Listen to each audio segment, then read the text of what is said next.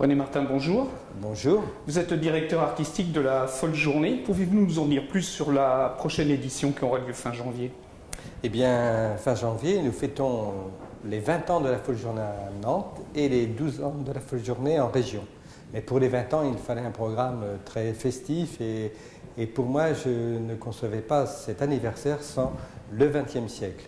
Et le thème que j'ai choisi, c'est l'Amérique, parce que c'est un jeune pays au XXe siècle et il y a une richesse musicale tout à fait étonnante. Vous avez tout d'abord les compositeurs américains, que vous connaissez bien, Gershwin, Bernstein, d'autres qu'on connaît un peu moins, Charles Ives, Barber, et Steve Reich, Philip Glass.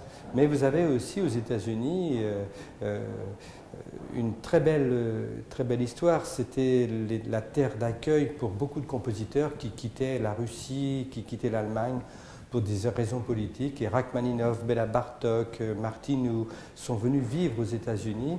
Et donc, ont composé des œuvres, ont écrit des œuvres. Donc, c'est un des axes que je vais présenter aussi. Mais également, les États-Unis, c'est un endroit où vous avez des grandes fondations privées qui financent la musique, qui financent les arts. Et beaucoup de commandes ont été, comment dirais-je, ont été faites à des compositeurs américains comme Olivier Messiaen, comme Dutilleux. Et puis vous avez les États-Unis qu'on connaît bien, c'est-à-dire la musique populaire, le jazz, le blues, le negro spirituals et la célèbre musique de film, puisque vraiment la musique de film est partie de Hollywood. Et donc nous allons présenter pendant cette folle journée un panorama du XXe siècle, mais avec toute cette histoire absolument magnifique, puisque vous aurez les musiques de film, vous aurez du jazz, vous aurez des negro spirituals, vous aurez des musiques répétitives, vous aurez également des comédies musicales, et Saumur et Fontevraud ont un large éventail assez original autour de ce thème de ces 20e anniversaire de la Folle Journée.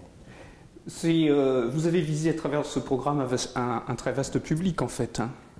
Oui, au fond, je pense que cette Folle Journée est certainement la Folle Journée la plus populaire. Et j'espère que le public va suivre, puisque tous les jeunes adorent évidemment la musique de la Guerre des Étoiles. Les moins jeunes connaissent très bien la musique de la Panthère Rose, de Mancini, de John Williams. Et c'est tous ces compositeurs que nous allons présenter pendant cette Folle Journée. Mais également Rachmaninoff, qui a vécu donc aux États-Unis, qui va assister à la première de la Rhapsody in Blues de Gershwin.